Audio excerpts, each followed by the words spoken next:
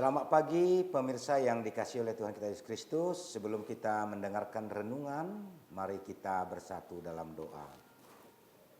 Allah Bapa yang Maha Baik, kami bersyukur pada pagi hari ini karena Tuhan memberikan kesehatan jasmani dan rohania.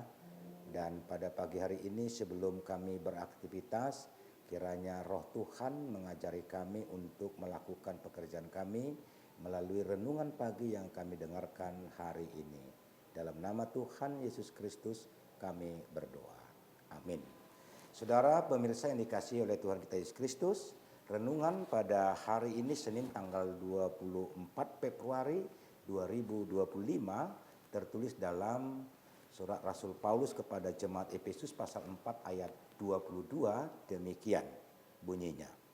Yaitu bahwa kamu berhubung dengan kehidupan kamu yang dahulu harus menanggalkan manusia lama yang menemui kebinasaannya oleh nafsunya yang menyesatkan. Pemirsa yang dikasihi oleh Tuhan, bagaimana cara hidup baru dalam Kristus?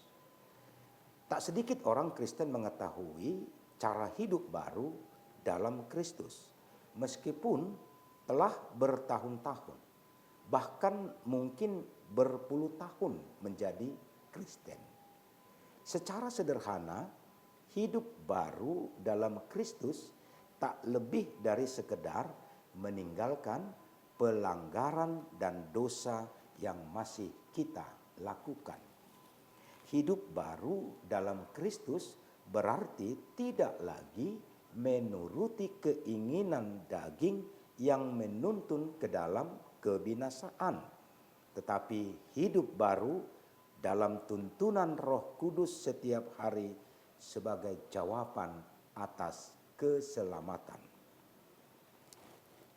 Saudara yang dikasihi Tuhan, melalui pengorbanan anak tunggalnya di kayu salib, ini menunjukkan bahwa kita harus mengizinkan Allah memindahkan kita dari kegelapan menuju ke dalam terang ajaib, yaitu kerajaan anaknya yang tertulis dalam Kolose 1 ayat 13. Pemirsa yang dikasihi oleh Tuhan kita Yesus Kristus, hidup baru dalam Kristus berarti juga rela terus menerus diperbaharui.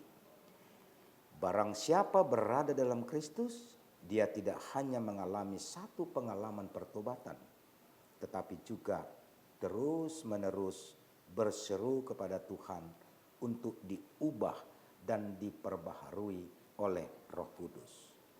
Maka setiap orang yang menginginkan hidup baru, doa kita setiap hari adalah, Tuhan, bersihkan diriku dari setiap noda dosa.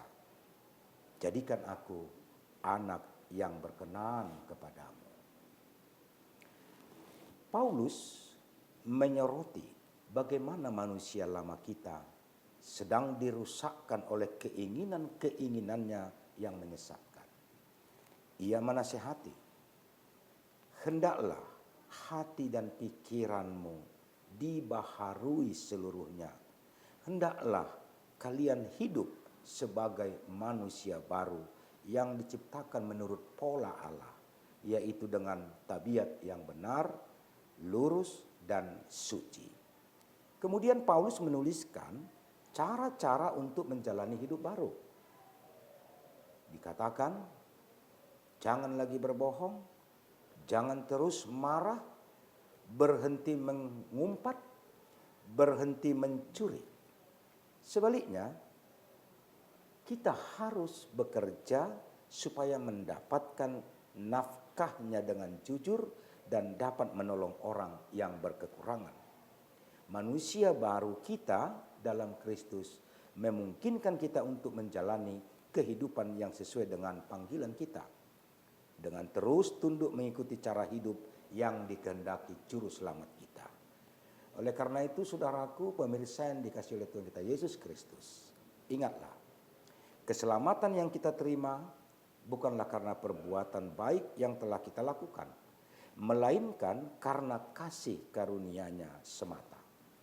itu murni 100% prakarsa Allah.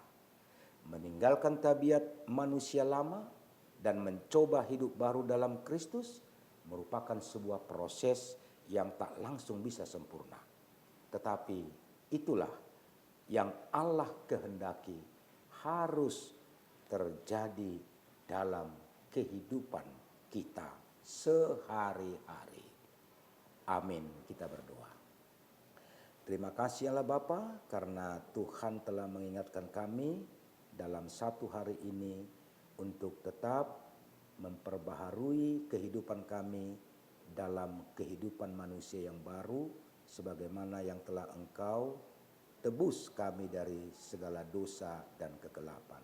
Engkau berkati seluruh pemirsa yang mendengarkan renungan ini dan mereka boleh menjamin kehidupan mereka lebih baik jika mereka melakukan kehidupan yang baru bersama dengan Kristus. Terimalah berkat dari Tuhan. Anugerah Tuhan kita Yesus Kristus dan kasih setia Allah Bapa dan persekutuan dengan Roh Kudus kiranya beserta dengan saudara-saudara sekalian. Amin.